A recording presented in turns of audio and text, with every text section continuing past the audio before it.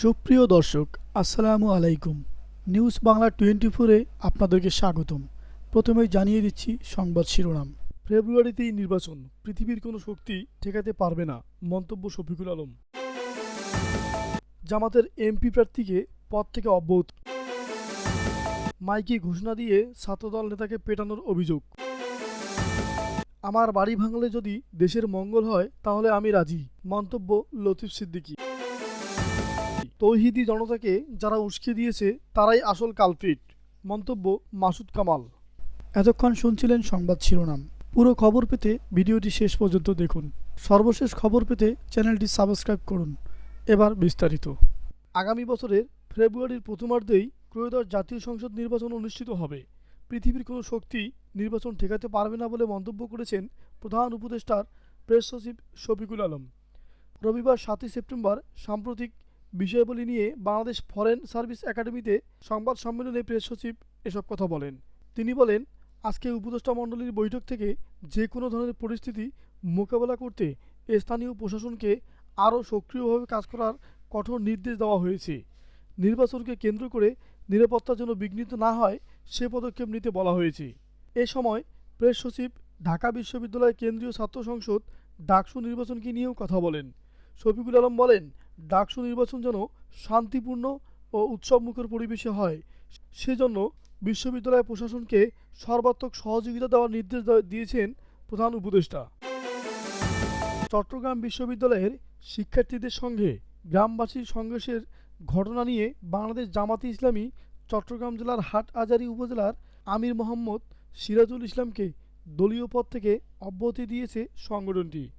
তিনি ওই আসনে জামাতের এমপি প্রার্থী ছিলেন। আজ রবিবার 7 সেপ্টেম্বর চট্টগ্রাম উত্তর জেলা আমির মোহাম্মদ আলাউদ্দিন শিকদারের সভাপতিত্বে জরুরি জেলা কর্মপরিষদ বৈঠকে মোহাম্মদ সিরাজুল ইসলামকে হাটহাজারী উপজেলা আমিরের পদ থেকে অব্যাহতি দেওয়ার সিদ্ধান্ত গ্রহণ করা হয়। রবিবার বিকেলে চট্টগ্রাম উত্তর জেলা শাখার প্রচার সেক্রেটারি অধ্যাপক ফজলুল করিম এক বিবৃতির মাধ্যমে এ তথ্য জানান। সম্প্রতি চট্টগ্রাম বিশ্ববিদ্যালয় ও জেব্রাগ্রাম নিয়ে দেওয়া তার একটি বক্তব্যকে কেন্দ্র করে এ সিদ্ধান্ত নেওয়া হয়েছে। বক্তব্যে জামাতের ওই নেতা বলেছিলেন, বিশ্ববিদ্যালয় আমাদের পৈতৃক সম্পত্তির উপর প্রতিষ্ঠিত।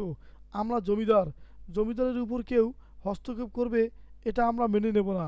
এ বক্তব্যটি গণমাধ্যমে প্রচারিত হলে তা ব্যাপক বিতর্কের জন্ম দেয় এবং চট্টগ্রাম বিশ্ববিদ্যালয় পরিবারসহ বিভিন্ন মহলে ক্ষোভের সৃষ্টি হয়। বাংলাদেশ জামাতে ইসলামীর পক্ষ থেকে জানানো হয়েছে, এটি মোহাম্মদ সিরাজুল ইসলামের ব্যক্তিগত মতামত, যা দলের নীতিমালার পরিপন্থী। দল মনে করে এ বক্তব্য বিনয়বর্জিত এবং এতে সংগঠনের ভাবমূর্তি ক্ষুণ্ণ হয়েছে। এজন্য সংগঠনের পক্ষ থেকে দুঃখ প্রকাশ করা হয়েছে। জামায়াত আরও জানিয়েছে, চট্টগ্রাম বিশ্ববিদ্যালয় ও জোবরাগ্রামে একে অপরের প্রতিপক্ষ নয়, বরং পরস্পরের পরিপূরক। অতীতে যে সৌহার্দ্যপূর্ণ সম্পর্ক বিদ্যমান ছিল, ভবিষ্যতেও তা বজায় থাকবে, এটাই জামাতের প্রত্যাশা। মাইকে ঘোষণা দিয়ে নওগাঁ সরকারি কলেজ শাখা ছাত্রদলের আহ্বায়ক জুনায়েদ হোসেন জুনের উপর হামলার অভিযোগ উঠেছে কলেজ প্রশাসনের বিরুদ্ধে। রবিবার 7 সেপ্টেম্বর সকাল 9:30টার দিকে নওগাঁ সরকারি কলেজ চত্বরে এই ঘটনাটি ঘটে। হামলার ঘটনার প্রতিবাদে কলেজের প্রধান ফটকে তালা ঝুলিয়ে দুপুর 1:30টা পর্যন্ত বিক্ষোভ করেন সাধারণ সম্পাদক ও ছাত্রদলের নেতাকর্মীরা।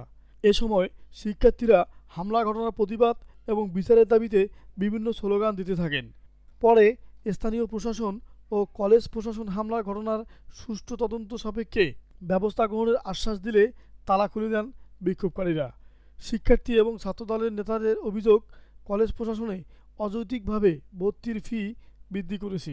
অন্য কলেজের চেয়ে 1-1.5 টাকা বেশি ফি নেওয়া হচ্ছে, যা সম্পূর্ণ অযৌক্তিক। সে তুলনায় আমাদের কোনো ধরনের সুবিধা দেওয়া হয় না। ফি বৃদ্ধির সমাধান না হওয়া পর্যন্ত ভর্তি প্রক্রিয়া বন্ধ রাখার কথা বললে কলেজের শিক্ষক এবং কর্মচারীরা মাইকে ঘোষণা দিয়ে হামলা চালায়। ঘটনার প্রত্যক্ষদর্শী নওগাঁ সরকারি কলেজের ইংরেজি বিভাগের প্রথম বর্ষের শিক্ষার্থী আরমান হোসেন বলেন, সকাল 9টায় ক্লাসের উদ্দেশ্যে কলেজে এসেছিলাম। অধ্যক্ষ স্যারের রুমের সামনে দেখি বেশ গোলমাল হচ্ছে। কিছুক্ষণ পরে কলেজের মাইকে ঘোষণা শুনি, স্টাফদের উপর হামলা করা হচ্ছে, আপনারা সকলেই এগিয়ে আসুন। কিন্তু ঘটনাস্থলে গিয়ে দেখি আমাদের স্যারেরা এবং কলেজের স্টাফরা মিলে একজন শিক্ষার্থীকে বেধড়ক মারপিট করতেছে। তারা স্টাম্প ও বাঁশ দিয়ে তার শরীরের বিভিন্ন অংশে আঘাত করে এবং কলেজ থেকে তাকে বের করে দেওয়া হয়। এমন ঘটনার পর কলেজের নিরাপত্তা নিয়ে আমরা শঙ্কিত। আমরা কলেজে শিক্ষার সুষ্ঠু পরিবেশ চাই। নওগাঁ সরকারি কলেজ শাখা ছাত্রদলের আহ্বায়ক জুনায়েদ হাসান বলেন, আমাদের পার্শ্ববর্তী জেলা বগুড়া, জয়পুরহাট সহ আমাদের জেলায় যে কলেজগুলো রয়েছে তার তুলনায় আমাদের কলেজে 1 থেকে 1,500 টাকা বেশি ফি নেওয়া হচ্ছে। সাধারণ শিক্ষার্থীদের কথা বিবেচনা করে আমি কলেজ প্রশাসনকে ফি কমানোর অনুরোধ করি। তারা বিষয়টি বিবেচনা নিতে চায়। এ বিষয়ে চূড়ান্ত সিদ্ধান্ত না আসা পর্যন্ত ভর্তি প্রক্রিয়া বন্ধ রাখতে বলি। এতে কলেজের স্টাফ এবং স্যারেরা মাইকে ঘোষণা দিয়ে আমার উপর স্টাম্প এবং বাঁশ ও লাঠিসোঁটা নিয়ে হামলা করে। আমি এই ঘটনার সুষ্ঠু বিচার এবং অধ্যক্ষ সহ সব অভিযুক্তদের শাস্তি চাই। রাজধানীর ৩২ নম্বরে বঙ্গবন্ধুর বাবার মতো আমার বাসা ভেঙে ফেললে যদি দেশের মানুষের শান্তি আসে, তাহলে আমার বাসা ভাঙ্গার সমর্থন করছি। এই ঘটনায় আমি কোনো দল, কোনো নেতাকর্মীকে দোষারোপ করছি না। তবে এই ঘটনায় মামলা করা হবে।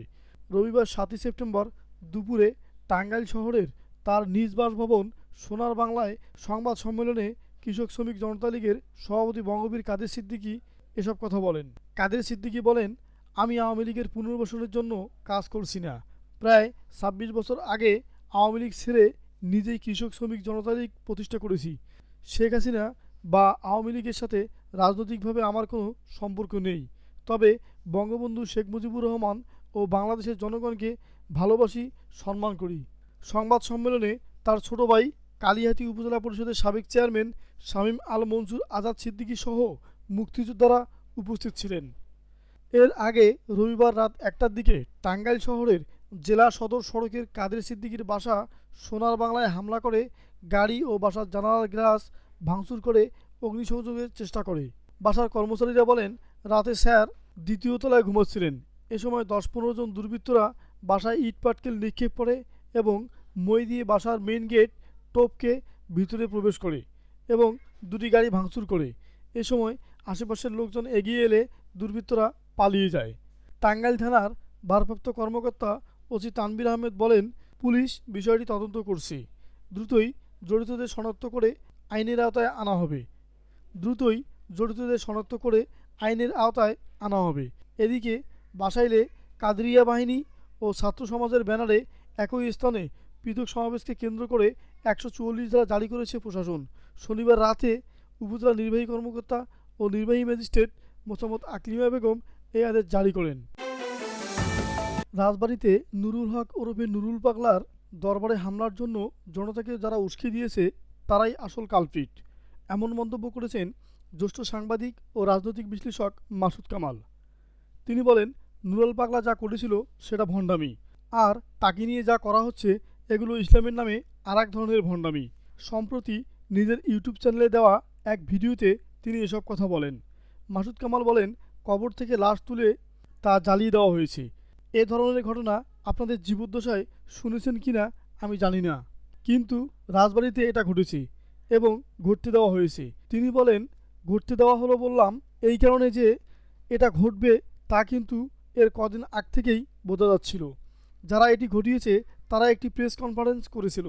তিনি বলেন, হামলার ঘটনার 2 দিন আগে যেই ইমান আকিদা কমিটি বিবৃতি দিয়েছিল, হামলার পর তাদের কোনো খোঁজ পাওয়া যাচ্ছে না।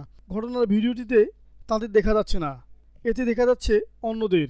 এখন মামলা হবে, অনেকে ধরা পড়বে, কিন্তু যারা এই জনতাকে উস্কে দিয়েছিল তারাই আসল কালপ্রিট। এই ঘটনায় সরকারের সমালোচনা করে মাসুদ কামাল বলেন, ঘটনার পর সরকার একটি বিবৃতি দিয়েছে। এই সরকার খুবই ইন্টারেস্টিং। তারা ঘটনা ঘটতে দেয়, তারপর একটা বিবৃতি দেয় যে এটা ঠিক হয়নি, এদের আইনের আওতায় আনা হবে। এই বিবৃতি কাকে দেয়, কেন দেয় আমি বুঝি না। সরকারের কাজ ঘটনা ঘটতে না দেওয়া, কিন্তু এরা তো ঘটতে দেয়। তিনি বলেন, এই সরকারের আমলে শতাধিক মাজার ভাঙ্গা হয়েছে। এর সঙ্গে জামাতি ইসলামীর নাম বারবার এসেছে।